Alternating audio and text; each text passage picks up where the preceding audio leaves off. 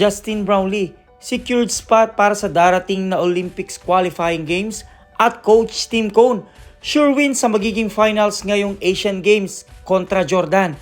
At bakit nga ba? Yan nga ang ilan sa mga maiinit na pag-uusapan natin sa videos na ito, mga ka-idol. Ngunit bago tayo dumako mga ka-idol, katulad ng ilang team ay naglabas na rin ng tira firma ng kanilang import ngayong darating na Commissioner's Cup. At yan nga ang Belgian big man na si Thomas Detay. Hindi naman at secured na ang imports ng Phoenix Super LPG na NBA caliber at yan nga itong si Jonathan Williams mga ka-idol. Para din sa update sa mga bagong player ng PBA, ito namang si Stephen Holt as first pick mga ka-idol ay pinipirma na nga ng tira firma ng 2 years contract. Una nga'y nabalitan itong si Stephen Holt ay tinanggihan ang 3 years contract sana sa tira firma. At ang gusto nga lamang niya ay 1 taon mga ka-idol. Finally nga, itong 2 years contract ay inaccept na rin ni Stephen Holt. Gayun din nun mga ka-idol ay pumirma na ng kontrata itong si Kenneth Tufin sa Phoenix Super LPG ng 3 years contract, Rafi Virano ng 2 years contract, Richie Rivero 2 years contract at Matthew Daves ng 1 year contract. Gayun din naman at pumirma na ng kontrata itong number 9 pick ng Converge Power Xers na si Scottie Winston. Pako naman tayo sa Asian Games mga ka-idol kung saan pinatunayan talaga ni Hollis Jefferson sa pagharap nila ng Gilas Pilipinas na siya ang best import ng TNT dahil tinalo nga nila ang Gilas Pilipinas at syempre nagkaharap muli sila ni Justin Brownlee. Muling pagharap nga nila, nasabi nitong si Ronda Hollis Jefferson, "It's an honor. I played there. I love these guys. They are amazing. Every time I see them, it's all brotherly love." Sa score na 87-62 ay nagawang matalo nga ng Jordan ang Pilipinas mga ka-idol. Kung titingnan naman natin naging performance si Justin Brownlee, napakaganda pa rin talaga mga ka-idol at consistent itong si Justin Brownlee ngayong Asian Games. Hindi naman itong si Scottie Thompson ay maganda rin ang ipinapakita kumpara noong FIBA World Cup na masasabi nga mas maganda ang pinapakita nitong si Scottie Thompson kapag naka-team up siya kay Justin Brownlee. Pagkatalo nga ng Pilipinas kontra Jordan nung quarterfinals ng Asian Games, sinabi ni Coach Tim Cone, they're World Cup team. They're the same team as in the World Cup except that they hadn't buhanon, which make them better. If we get second chance them, I think we can beat them. Talo man ang Pilipinas sa Jordan, ngunit hindi naman nagawang manalo ng Iran kontra Gilas Pilipinas mga ka-idol. Talo man ang Gilas Pilipinas kontra sa isa sa pinakamalakas na team ngayong Asian Games na Iran mga ka-idol. Nasabi naman ng coach ng Iran na si Hakan Demir, pagkatalo nila sa score na 83-84 kontra Gilas, "We were in the World Cup a month ago. But now I see 3 naturalized foreign players for the Philippine team. I'm not saying this because we lost. I'm just saying this because I have to defend my team. I think it's unfair." Hindi rin naging malinaw sa coach ng Iran na dalawa lamang ang ating naturalized player. Ito nga si Angie Kwame at Justin Brownlee. At baka nga itong si CJ Perez ay napagkamalang naturalized player din mga ka-idol. At sa naging mainit na laban naman ng Gilas Pilipinas ngayong semifinals mga ka-idol, ay nagawa nga nating makuha ang semifinals kontra China. At ito ngay another history mga ka-idol dahil sa loob ng 33 years ay nagawang makabalik ng Gilas Pilipinas sa finals. Sabi nga ni Coach Tim Cone, "Still can't get over this one. Can't believe I'm talking to you guys. I should be crying in the locker room right now." At marami din talaga mga ka-idol ang humanga sa coaching style nitong si Coach Tim Cone. Sa kabila naman yan ay tila naging heroic win naman para kay Justin Brownlee ang pagkapanalo ng Gilas Pilipinas kontra China mga ka-idol.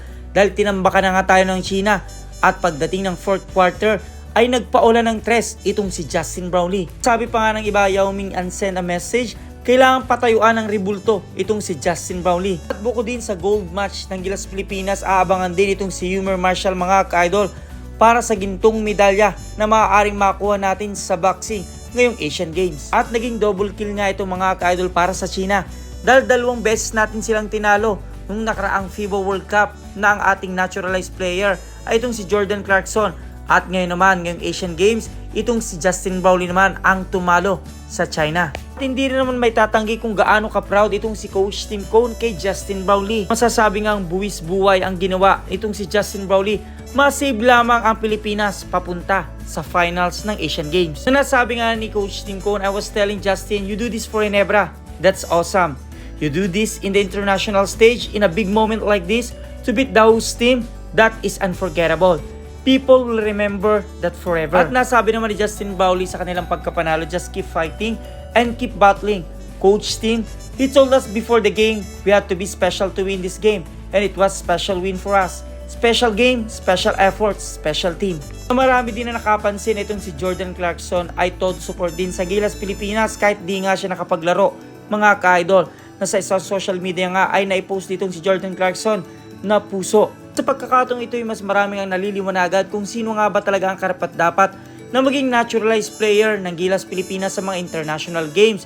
Ito nga ba ay si Jordan Clarkson o itong si Justin Brownlee? Kung ikukumpara nga natin mga ka-idol ang performance na dalawang ito kontra China, itong kay Justin Brownlee 33 points at kay Jordan Clarkson 34 points. Habang sa assist naman ay 4 points para kay Justin Brownlee at 3 points para kay Jordan Clarkson. At Justin Brownlee para sa rebounds, 5 rebounds at kay Jordan Clarkson 2 rebounds. At para naman sa field goal, itong si Justin Brownlee 12 out of 21. Ito naman si Jordan Clarkson ay 11 out of 18. Nasabi pa nga sa ating source, Justin Brownlee already surpassed the highest finish Gilas Pilipinas ever did with Jordan Clarkson in the lineup. Noong 2018 Asian Games ay naibigay ni JC or Jordan Clarkson ang 5th place para sa Pilipinas. At ngayon naman para kay JB may pag-asa nga tayong makuha ang gintong medalya mga ka-idol. Sa ngayon mas lalo nating nakita mga ka-idol na mas fit itong si Justin Brownlee pagdating sa team up sa Gilas Pilipinas kumpara dito kay Jordan Clarkson na alam naman nating NBA caliber. So kung bibigyan nga sana ng pagkakataon na magkasama ang dalawang player na ito mga ka-idol, masasabi nating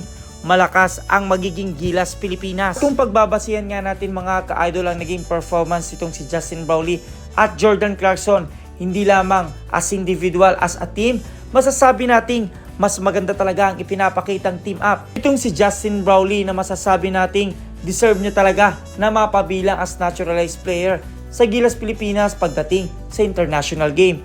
Ngunit sa kabilang banday, mas maganda din naman kung itong si Jordan Clarkson at Justin Brownlee talagay magsasanib pwersa. At ngayon nga mga ka-idol ay aabangan natin ang magiging rematch ng Gilas Pilipinas at Jordan. Inaasahan na mas magiging maganda ang team up o laruan nitong si Justin Brownlee nakakuha nga ng 33 points kontra China.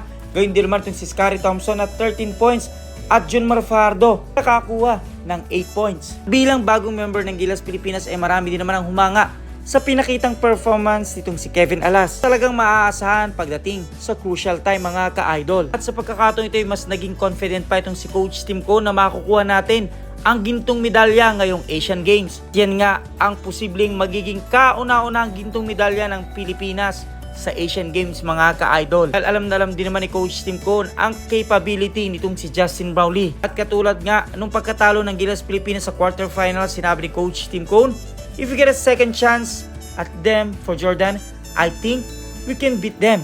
At ngayon nga tila mapapatunayan itong si Coach Tim Cone ang sinabi niyang kayang-kaya nilang pataubin ang Jordan mga ka-idol ngayong Asian Games. Kahit alam naman nating mahirap dahil nandyan itong si Rondae Hollis Jefferson at ilan sa mga NBA caliber ng Jordan mga ka-idol. Na bilang paghahanda mga ka-idol sa darating na laban nila kontra Jordan. At yan nga ay isang araw lamang ang preparasyon ng Gilas Pilipinas. Binanggit na ni Coach Tim Cone kung anong mga adjustment ang maaaring gawin nila para manalo sa laban kontra Jordan.